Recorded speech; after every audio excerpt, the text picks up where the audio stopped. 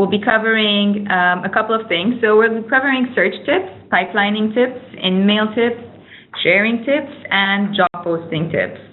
And so as part of the recruiter tool, these are all things that you might be really familiar with, but what we're going to do is we're going to give you something that you might not know of, and that can be actually helpful for all of you today.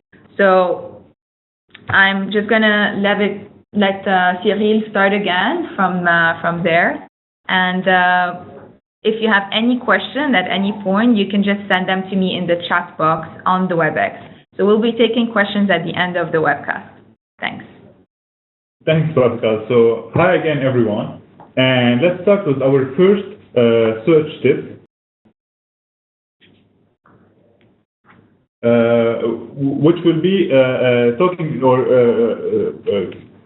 going through some search tips. But before that, I would like to introduce our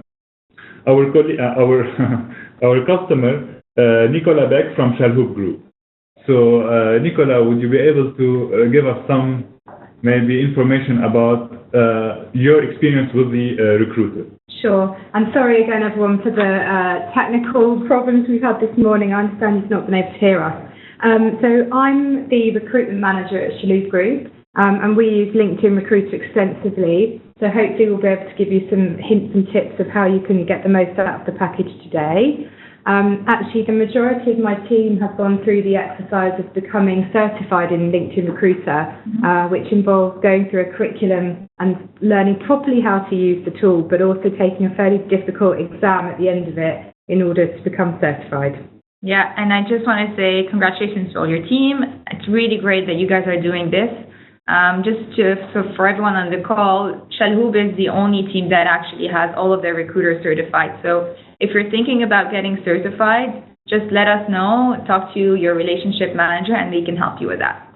So without further ado, let's dig into the recruiter tips. So as the first tip, we're going to talk about the search one and why you should be using new search techniques. Because the most common activity performed on LinkedIn is looking at profiles and searching profiles. So again, if you want to be good at finding the right talent, you should be able to be innovative and have a competitive advantage on the other recruiters. This is why this tool or this webcast will help you in finding these right profiles with being more creative. So for that, we can categorize our search into 5 different levels. The first level is the keywords and titles. And based on that, you will have a very broad, if you want, a list of profiles, but this must be a very good start in order to see the volume of your talent pool. But again, if you want to gain a more competitive advantage, then you'll need to go beyond that keywords and titles. Our second level is the conceptual search.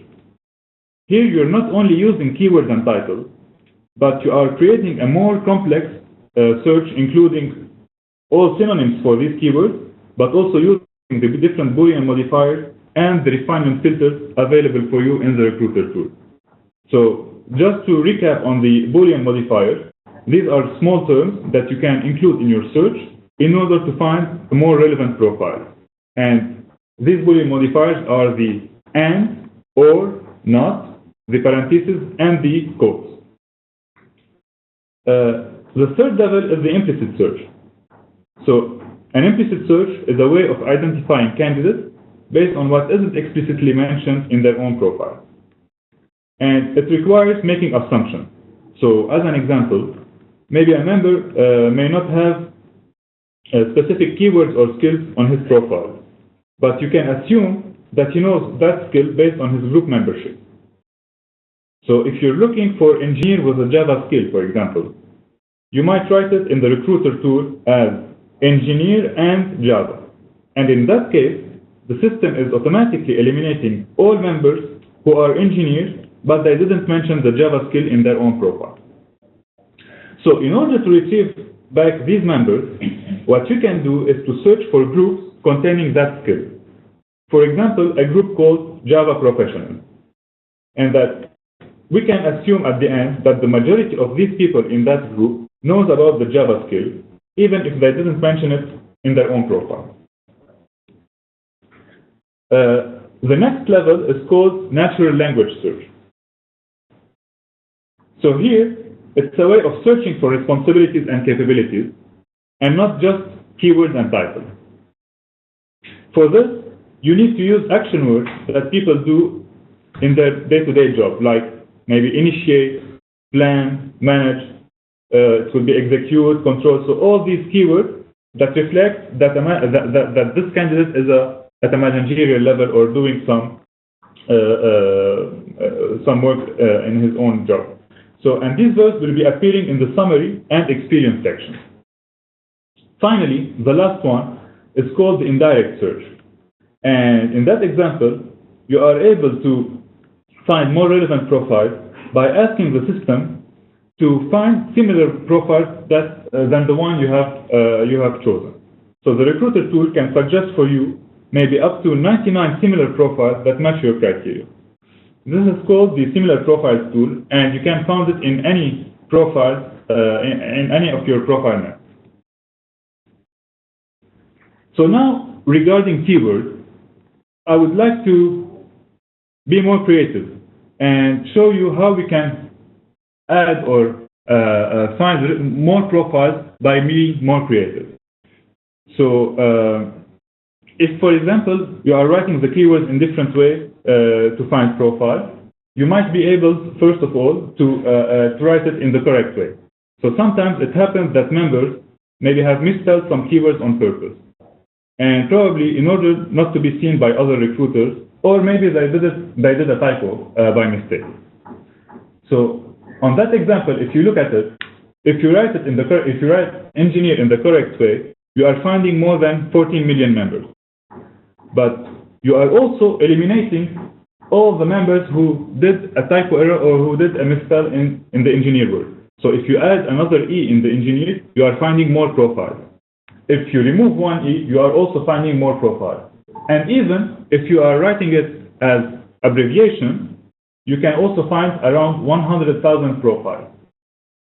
So in order to expand your search to the maximum, try to think out of the box and put all the keyword writing possibilities and add them into your search string by, of course, using the OR Boolean modifier. So now let's talk about performing a local search. I know many of you are hiring probably locals. So let me give you a trick on how you can find these members on LinkedIn. It could be based on universities and schools. I'm going to go through an example. So I had a client who was looking to hire Lebanese people for a specific project. So what we did is that we searched for all Lebanese universities on Google, and we added these to a Word document. Then I opened my Excel builder. So don't worry about that. You don't have to create that file. And at the end of this webcast, we'll be also sharing it with you, sharing it along with the presentation to all of you. So I copied my list and pasted it into the first column of that Excel builder. And that's it. What happened next is that the Excel has automatically created my search string for me. And all I need to do now is to copy the last cell on that Excel and paste it into my recruiter search box. So as you can see here, the result shows all profiles who attended these local universities. Now, of course, we can't assume that all profiles are local, but at least maybe a majority of them will be. And finally, to conclude with the search tips, let's see how we can find people who might be more responsive than others. So for that, we have 3 different methods. The first one is that you can start from the bottom.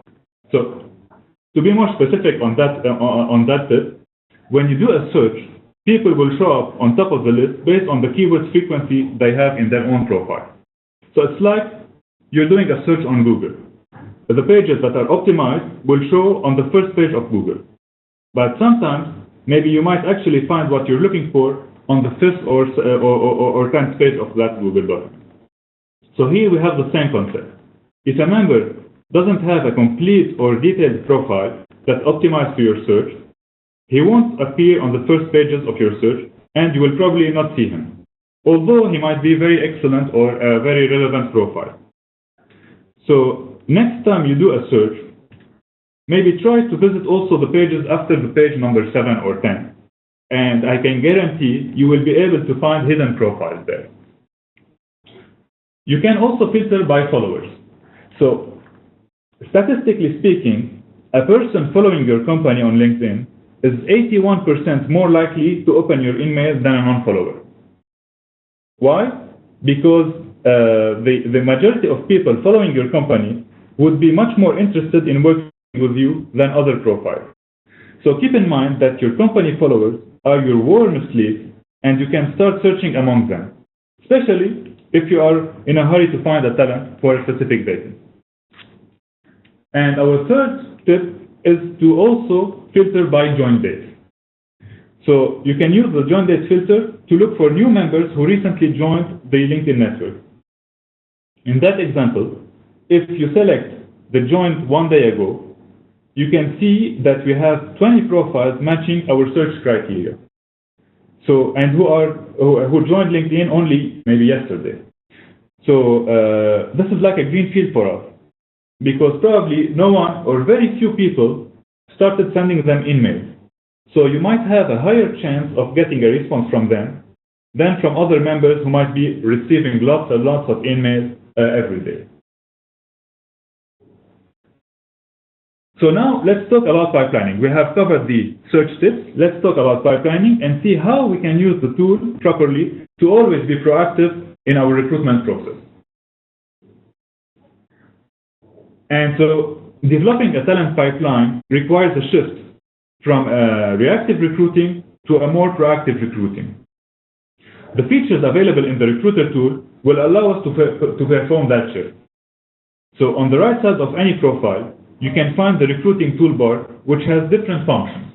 And I'm going to explain briefly each and every function. So the first one is the update me.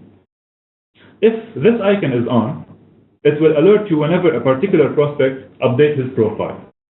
So as an example, whenever a talent gets promoted, you will receive an alert, and you can send him an email message maybe to congratulate him and keep him or keep him engaged with you.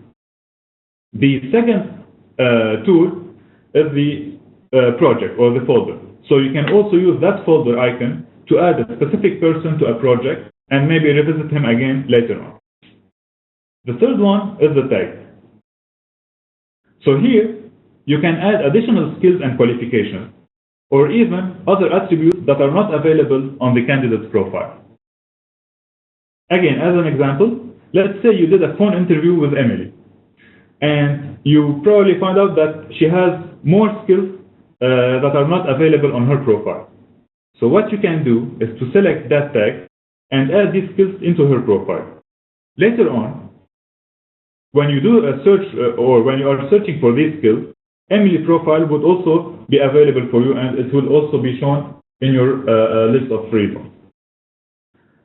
You can also include any notes to the employee profile. So it might be just after maybe a phone call and you want to write your feedback. And as an added value, all your notes are searchable items. So if you're searching by keyword later on, and this keyword is available in the notes section, then again, this profile will be visible for you. You are able also to attach any document or any link to the employee profile. Attachments allow you to build maybe a richer profile on each prospect. So for example, you can of course attach his resume or CV, but you can also link, for example, or add some links that might be very helpful for hiring someone maybe in a creative department or creative section who has an online portfolio and wants to share it on his profile. You can also set reminders in the system so that you can call back a candidate at any time and when the right time comes. And finally, the last one is the custom field. So you are able to create additional filters or additional fields in order to input more information and details about the member's profile. For example, when you do a phone interview, you might ask the candidate if they are willing to relocate or not. Then you can add their answers into this custom field. And again, you are able to refine your search later on based on these refinement filters. So, as a quick example, I'm going to show you how easy it is to utilize these features to add the needed information on your candidate's profile. First of all, if you want to use the notes, for example, actually it's only one step to do. So all you need to do is to click on that icon, and it will open the free text notes so that you can enter any text or any notes and save it to the employee record. Another quick example is how to create or set a reminder. So first, you can write your reminder message in that free text box, and then you will be able to set a date. So you will choose a date, and that's it. So the reminder is now in the system, and you will be sure to follow with this prospect at the right time. Finally, you can also add prospects to projects in a very easy way. So what you need to do is to choose a project from your list. You can either choose a already created project, or you can create from scratch a new project from that page. And when you click on the add button, automatically this member will be added to that project so that you can pipeline him again or review him at a later stage. Now, as discussed earlier, all these information are searchable. So anytime you are doing a search, if you have added some keywords in these tools, then this profile would be visible for you. But also, all your team members can also see these changes and these new information on this profile. So everyone in that case will be on the same page, and maybe we can follow up with this prospect at a later stage. So as a recap, so far we have covered the tricks regarding the search and the pipeline. Now, and based on her experience with the recruiter tool, Nicola will cover the next sections on InMails, sharing tips, and job posting tips. But before that, I just wanted to highlight the new InMail interface you have all probably noticed. So I personally love it because it really helps us to personalize more our messages for the prospect. So in that case, now you are able not only to write your message, but to still continue viewing the entire profile at the same time, so that you can look for the right info and maybe add this information into your message to be more personalized. But also you can at any time minimize that message and have a full access on the talent profile, and later on maximize it again. You are also able to add your signature at the end of the message, maybe in order to make it more professional. So that makes your life easier maybe from a technical point of view, but that's only part of it. So now I will let Nicola share with us some tips on how to write the perfect email and in order to increase our response rate. Thanks, Cyril. Hi all. So the team at LinkedIn asked me to share some of the things that we've actually been doing at Chalhoub Group and that have been working well for us. So I wanted to share a couple of do's and also a couple of don'ts. I encourage the team where possible to think of an email actually as the start of a conversation with someone. So try at all times to put yourselves into that person's shoes. Good ways to start a conversation are by referencing some common interests, maybe a shared group or common connections, or perhaps referring to something on their profile. That also goes to show you've actually read it and have a genuine interest in them as a person. I'm sure that many of you will have received emails yourselves. I know that I have certainly had a few messages over the years, and the ones that have piqued my interest have been quite brief, gotten straight to the point, as well as being quite intriguing. That is, they've left me wanting to find out a bit more. And actually, I wouldn't even be sat here today were it not for the InMail tool, as actually someone approached me for my current role as recruitment manager here at Chalhoub.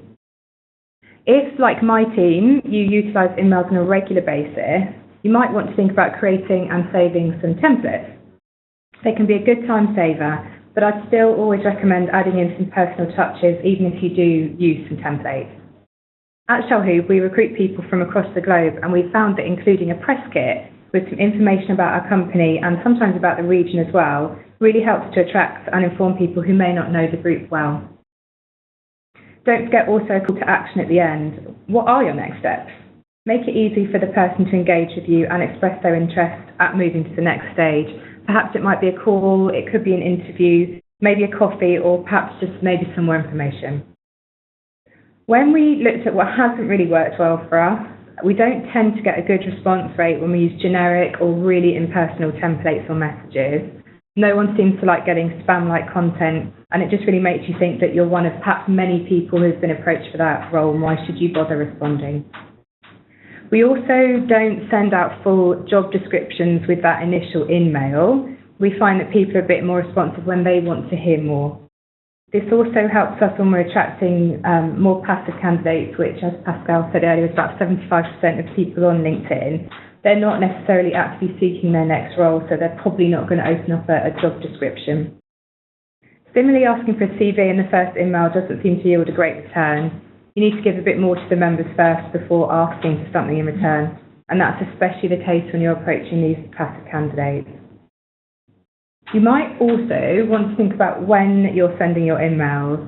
Going back to putting yourself into their shoes, people are much more likely to check their emails over the working week.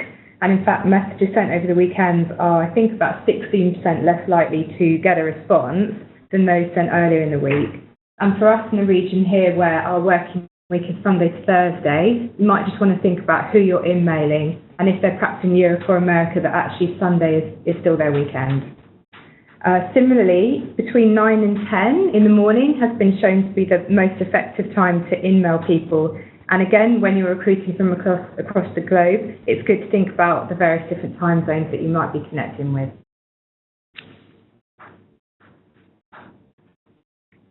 So those are just a few InMail tips for you. Now we're just going to cover some sharing tips that might come in useful. Having the ability to share profiles with our hiring managers for review has been a really invaluable tool for us. We recruit really diverse roles at Chalhoub, from buyers to visual merchandisers, trainers to lawyers, and indeed some of our roles are really highly technical. With these technical roles specifically, we require a high level of collaboration with our hiring managers, and so their input at a really early stage is essential. There's nothing worse than doing lots of searching and sourcing and then speaking to people only to find out later that those profiles aren't right.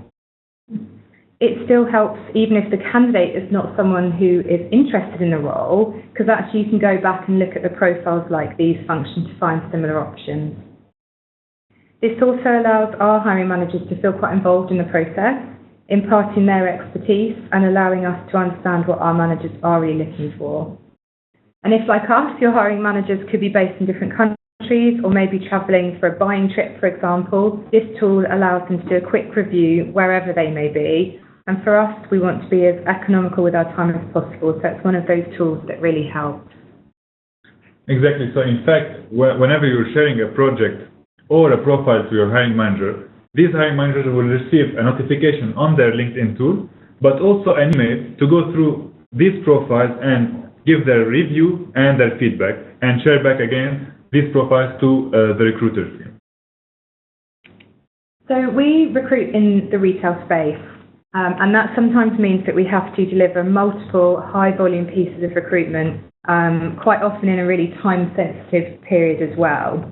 We had just a case very recently where we had a very high number of positions to fill in a very short amount of time. So we had to get a number of different recruiters involved in this project. Typically, we use LinkedIn to be looking for a number of different roles, and here we utilise the project function. So we had lots of people adding in various different people to different projects. We used the tags, we used the notes to make sure that anybody reviewing this project could see exactly where each candidate was up to and any notes surrounding it. You can also link projects now to the job post using the @ symbol as shown by the second arrow. Pipelining is something we try to do as much of as possible in the team, and it's something that our hiring managers ask us for all the time.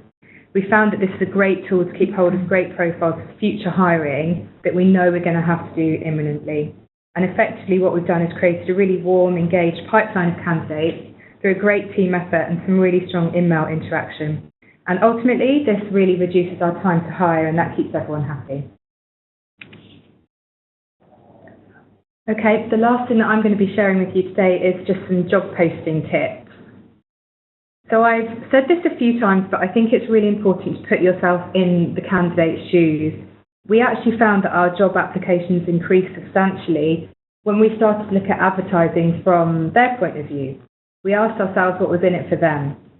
We started to talk about our employee value proposition, about our benefits, and about our company features. For example, we have a gym on site in some of our locations, we have a canteen, and we also like to talk about the opportunities for the person within the role. We've made it about attracting people in rather than just listing a bunch of job duties. Think about what you might do when you look for a new role. At some point, you're typically typing some search criteria into a tool, whether it's Google or LinkedIn, and actually your future hires are probably doing that same thing. So as a recruiter, you need to make sure your job postings are as optimized as possible to capture all of these people. You need to have SEO or search engine optimization in mind when you're posting your positions to make sure you maximize your reach as much as possible. Sure. At the search engine optimization, I just wanted to clarify what that is. It basically means using as many keywords as you can in a job description that are related to what you're looking for. So if you're looking for a marketing person, you might want to use marketing, marketer, anything that has something to do with marketing. So I just wanted to clarify what SEO means for those of you on the call that don't know what that is. And that's actually a good point. Thank you for raising it. Sometimes our job titles don't necessarily match the job titles that are used in other companies. Mm-hmm. So it's putting in as many keywords as possible that someone might use. For example, if you're a marketing manager, you're probably going to type in marketing manager. So it's using those different words within your job posting to make sure you capture people. Correct. So when you start to type the job title into the space, the job title, a drop-down menu will appear, and you should actually go ahead and select one of the predefined options rather than typing in your own title. Secondly, ensure that you select all three options in both the industry and in the job function options. I didn't realise this until very recently, but actually this is a really clever function that LinkedIn has provided. So they will actually push your job posting to people that have selected or put those industries or job functions onto their profiles, which again really increases the reach of your job, making sure that it's going to the right people. And one of my recruiters, he hasn't done his certification yet, thought it was limiting the amount of people if you put more in, whereas actually it's the reverse. So make sure you utilise both of those. Just one last point to consider is that these days people often check LinkedIn, amongst other things, on their mobile phone. So just make sure that it's mobile friendly and that you can read it on a smaller screen.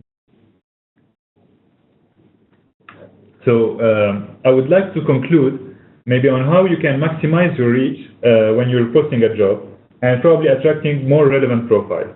So we have two tips. The first one is that you can share the job on groups. As an example, if you're looking for maybe an Android developer, so why not promote that job to the Android developer groups? In fact, this method is very effective because it will reach out to the relevant profiles, but again, it should be used very carefully. The reason why is because some groups are created to share knowledge only. So if you are only using that group to post a job, probably you might be banned from that group. So try always to participate in these groups and post jobs maybe from time to time. The second option is to leverage your employees. And as a fact, on average, the employee networks on LinkedIn are 10 times larger than your company's follower numbers. So always encourage your employees to share important jobs through their network and other social media, like Facebook, maybe Twitter, Google. This will give you for sure a higher job reach and more potential candidates will be applying. Right. Thank you very much, Cyril. Thank you, Nicolas, for these great insights. I hope this was useful for all of you today. We have some time to take some questions that we got from the audience. So I have one question for Cyril, which is what is an acceptable response rate for InMails? So the average would be around 20 to 25%. Okay. This is if you want, the benchmark that we're having. Now, it also depends on the industry. So every industry would have probably a different benchmark. But we can say that if a company is having around 30% of response rate, it's considered as a good response rate. Because don't forget that most of your emails are going to the passive candidates. So this is why your response rate is a bit lower than a normal one. Yeah. And then maybe one more question for Nicolas. You mentioned that we shouldn't ask for resumes. Can you elaborate a bit more on that? Why do you think we shouldn't ask for resumes in an email? Okay, I think there's probably a couple of points just to address in that. Again, if you're putting yourself into that person's shoes, let's just say out of the blue, you receive an email asking for your CV. I would probably want to know a little bit more first, perhaps about the job, perhaps about the company, before handing over my document. If we also look at the passive market, they might not even have their CV ready to go, and they might just say no straight away because they don't have time to put their CV together. Yeah. So it's just giving a bit more before you start to ask for a CV. Yeah, absolutely. One more question about, so you were talking just about job posts in groups. So is there a particular way to post jobs in groups, or should you just put it as a normal post in a group? So first you need to be part of that group. Yeah. And then you can either share the link or even post it directly on that group. Yeah. But again, try not to always post jobs on groups, and try to diversify your activities on that group, and also to start sharing knowledge on that group. Yeah. One more question for you, Nicolas. How does it work when you have a lot of applicants that maybe are not relevant for the job? So, like you cannot filter through a lot of, you cannot forbid someone to apply. So what are the tools that you use to filter through the right candidates? So you don't have to go through every single one of them, We would make sure, I think, first of all, actually on the job post, that it's very relevant. And I think this allows people to self-select out of the process in the first place if it's not going to be right for them. We do try and get back to people who have applied where possible to give them some feedback about maybe why they're not right. Via our applicant tracking system as well, we've got some questions in place that they can answer as they're going through the process. Right. So I guess Chalhoub Group will actually send them to your website to apply. We do, exactly. Yeah. Okay.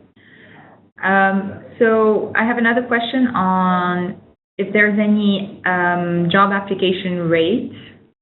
So for one job post, how many applicants would you consider would be a good number to get from a job post? Is there a number? Is there an average?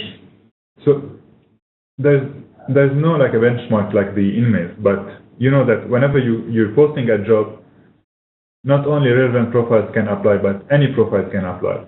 So you might receive lots of applications for that job, and you need also to start filtering these profiles based on the refinement filters that you have on the recruiter tool. Mm-hmm.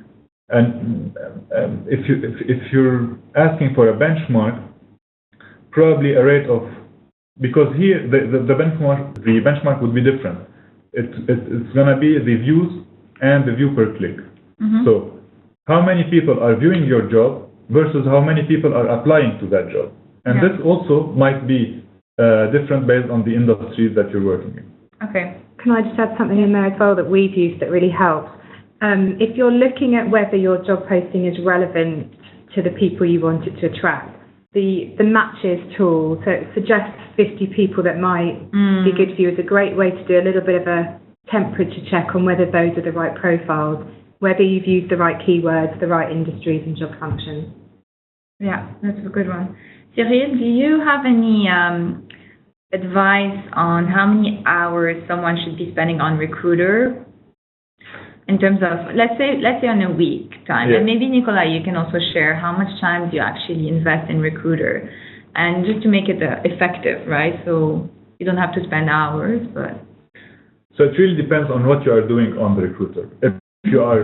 If you are finding people for a specific vacancy, then you need to spend a bit of time in order to do that searches and filter these searches. Yeah. So it's not only about one search, because if you do one search, you will not find you might find some relevant profiles, but not all of them. So you need to go back to that search and refine it again and again in order to have really a good talent pool. Mm-hmm. Now, if you don't have any actual activities on the Recruiter, you can still use the Recruiter tool in order to pipeline for future vacancies. Yeah. So again, you need to spend a bit of time on the Recruiter tool in order to filter these profiles, to create projects, to even share projects to your team, and then you would be able to, at a later stage, to hire in a more effective way.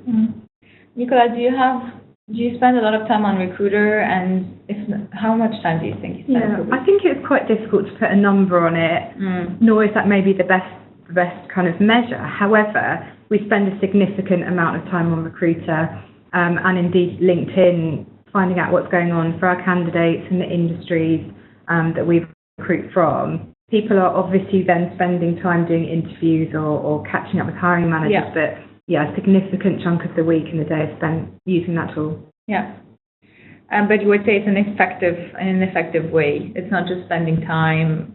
It's when you need to pipeline, you would go and a lot of the work we do, so pipelining, sourcing, InMailing, job posting.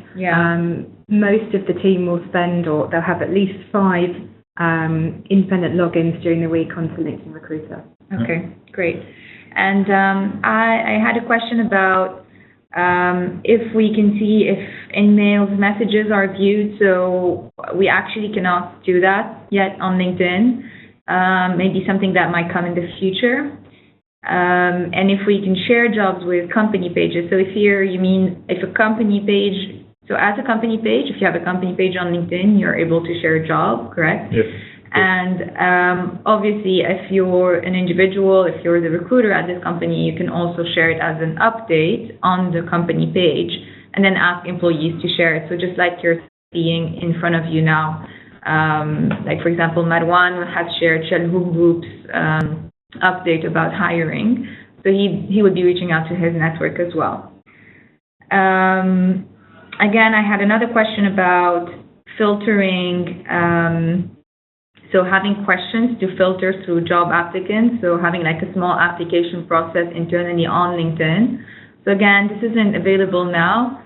It might be a feature that we add in the future. So keep always in touch. So it might keep you posted on that. Yeah, it might actually come. I'm not gonna say anything. I'm not really sure, but it's definitely worth thinking about it. And I think that's almost everything we have for today. Maybe one more question for you, Cyril. If you have like a very difficult hire that you need to get in a short amount of time, is there any advice that you would give us? Yes, so we have also 2 tricks, if you want, to find the right talent in a short way or in a short time frame. So the first one, you can start filtering based on your search. You have lots of results, and you can start filtering these results by applicant. So whenever you click on that filter, the system will give you all the profiles who are also applying for other vacancies. So these talent pools are probably active on the LinkedIn network. So they're more responsive. Exactly, that would be more responsive than other profiles. You can also, in your search string, add some keywords like looking for, searching, new opportunities. So these kind of keywords will also find for you the profiles that are actively looking for a new job or new opportunities. So again, these profiles would be more responsive than other people. Okay. So I think this is all the time we have today. So thank you very much, all of you, for joining us.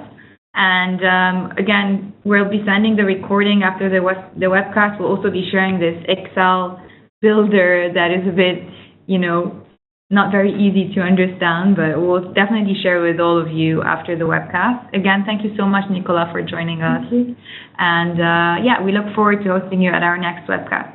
Have a very nice day. Bye.